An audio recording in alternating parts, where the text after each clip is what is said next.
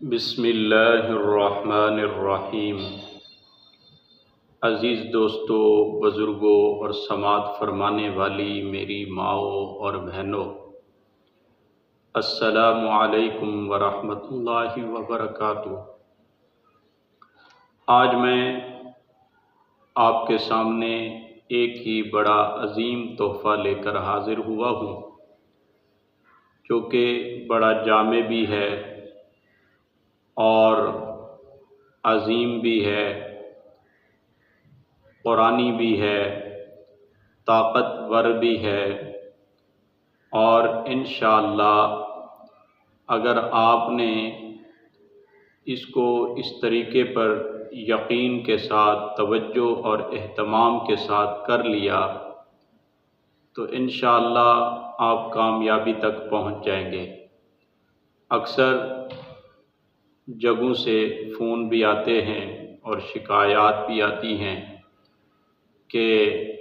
گھریلو زندگی جو ہے وہ بڑی اجیرن بن گئی ہے، بڑی مشکل میں ہے، تو اس کے لیے بڑی پریشانی ہوتی ہے۔ یعنی یہ وظیفہ جو ہے یہ قرآن کریم کی آیت ہے، اور میاں بیوی یا بہن بھائی، گھر کے افراد جو آپس میں محبت سے رہنا چاہتے ہیں ان کے لیے جو ہے یہ وظیفہ ہے، اور انشاءاللہ اس وظیفے کے کر لینے کے بعد اللہ تعالیٰ آپ کے دلوں میں آپس میں محبت، الفت ڈال دیں گے۔ یہ یاد رکھنا، محبت اور الفت جو ہے یہ اللہ کی طرف سے ملتی ہے۔ بہت سارے لوگ بڑی کوششوں کے بعد وہ یہ سمجھتے ہیں کہ مال و دولت کے ذریعے سے محبت بڑھتی ہے، گھر میں سکون بڑھتا ہے، میاں بیوی کی محبت بڑھتی ہے، اور کئی بیویاں ایسی ہیں جو اپنی شوہروں پر اپنا سب کچھ لٹا دیتی ہیں لیکن وہ اپنے مقصد تک نہیں پہنچ پاتی، اور بہت سارے شوہر آپ کو ایسے ملیں گے جو الجھے ہوئے ہیں، وہ اپنا سب کچھ، اپنا سب جمع پونجی جو ہے بیوی کو خوش کرنے میں لگا دیتے ہیں،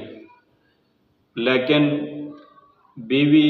خوش ہی نہیں ہو پاتی اور وہ محبت جو ہے وہ اجاگر ہی نہیں کر پاتی، کیونکہ یہ انسان کے بس میں نہیں ہے۔ محبت کا ہونا اور ایسی محبت کا آ جانا یا محبت کا اظہار کر لینا یہ انسان کے اپنے بس میں نہیں ہے۔ اللہ تعالیٰ جس کے دل میں محبت ڈال دیں، اور اللہ تبارک و تعالیٰ جہاں محبت کو پیدا کرنا چاہیں وہاں پر نفرت نہیں آ سکتی، ورنہ ان پیسوں سے، دولت سے، ان ذرائع سے جن کو ہم نے محبت کا ذریعہ سمجھا ہے، اس سے کبھی محبت نہیں آ سکتی۔ میں آپ کو کئی مثالیں ایسی دے سکتا ہوں، میرے جاننے والے ہیں، میں خود عینی شاہد ہوں، گواہ ہوں کہ بڑی مال و دولت تھی۔ ایسے دوست بھی ہیں جن کے پاس اتنی دولت تھی کہ اگر وہ بیوی کے قدموں میں ڈال دیتے، سارے گھر کو پیسے کے ساتھ بھر دیتے، تو بیوی جو ہے پلنگ بنا کر پیسے کے اوپر سو سکتی تھی، لیکن دل کے اندر محبت جو نہیں تھی وہ گھر جنت نہیں بن سکا،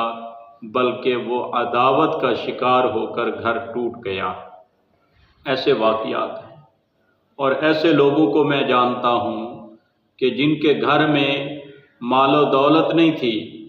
غربت تھی، ایک وقت کا کھانا تھا، ایک وقت کا کھانا نہیں تھا، بیوی اپنے کپڑوں کے اوپر پیوند لگائے رکھتی تھی، لیکن اپنے خاوند سے اتنی محبت تھی، اتنی الفت تھی کہ خاوند کے خلاف کوئی ایک چھوٹی سی بات کو بھی برداشت نہیں کر سکتی تھی۔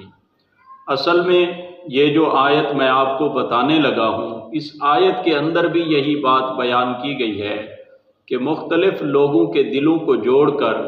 ان میں الفت و محبت پیدا کرنا کسی انسان کے بس کا کام نہیں ہے، صرف اس ذات کا کام ہے جس نے ہم سب کو پیدا کیا ہے۔ اگر کوئی انسان ساری دنیا کی ساری دولت اس کام کے اندر لگا دے کہ میں دولت کے ذریعے سے محبت کو حاصل کر لوں، دولت کے ذریعے سے میں محبت کو پا لوں یا محبت کو پائے تکمیل تک پہنچا دوں، ایسے آپ کو ہزاروں نہیں لاکھوں کی تعداد میں ایسے واقعات ملیں گے کہ یہ محبت کے اندر کامیابی تو نہیں ہوئی بلکہ ناکامی در ناکامی ہوئی ہے۔ تو اس کے لیے چاہے کروڑوں اربوں روپے خرچ کر ڈالو، لیکن اصل بات تک اور اصل مدے تک، اصل مقصد تک انسان نہیں پہنچ سکتا۔ اور آپس میں جن کے اندر نفرت پیدا ہو جائے، کدورت پیدا ہو جائے، نا اتفاقی پیدا ہو جائے، کچھ بھی ہو جائے، تو پھر چاہے جتنی بھی کوشش کر لی جائے تو وہ کبھی محبت کے اندر تبدیل نہیں ہوتی۔ تو اس آیت کے اندر یہ بھی معلوم ہو گیا کہ لوگوں کے دلوں کے اندر آپس کی محبت و الفت اللہ تعالیٰ کا انعام ہے، اور یہ بھی ظاہر ہے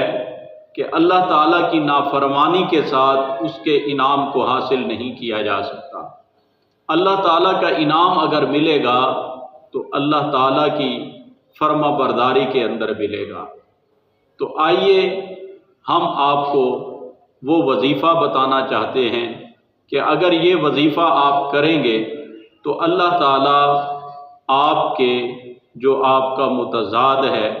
مخالف ہے، اس کے دل کے اندر اللہ تعالیٰ محبت کو پیدا کر دیں گے، محبت اس کے دل کے اندر آ جائے گی انشاءاللہ۔ اگر اللہ نے چاہا آپ یقین اور توجہ کے ساتھ اللہ تعالیٰ سے دعا کریں اور یہ وظیفہ کریں، اللہ تبارک و تعالیٰ اپنے کرم سے، اپنے فضل سے